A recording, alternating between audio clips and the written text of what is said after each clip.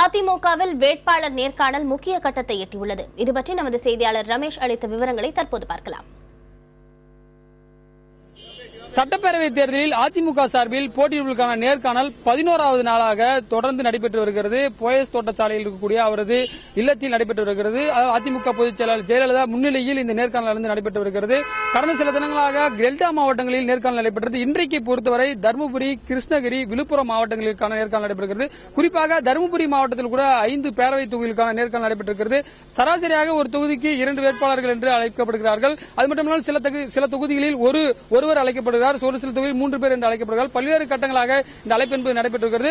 பல்வேறு விதமான கேள்விகள் முன்வைக்கப்படுகின்றன. அவர் எந்த சமுதாயத்தைச் சேர்ந்தவர், எவ்வளவு படித்திருக்கிறார், கட்சியில் எவ்வளவு காலம் இருந்திருக்கார் என்பன உள்ளிட்ட பல்வேறு கேள்விகளை அதிமுக பொதுச் செயலாளர் ஜெயலலிதா கேட்டு வருகிறார். இன்றைக்கு மாலை கடலூர் மற்றும் திருவண்ணாமலை மாவட்டத்தில் இருக்கக்கூடிய சட்டப்பேரவை தொகுதிகளுக்கான நேர்காணல் நடைபெற இருக்கிறது. புதிய தலைமுறைக்காக ஒளிப்பதிவாளர் ராஜராஜனுடன் ரமேஷ்.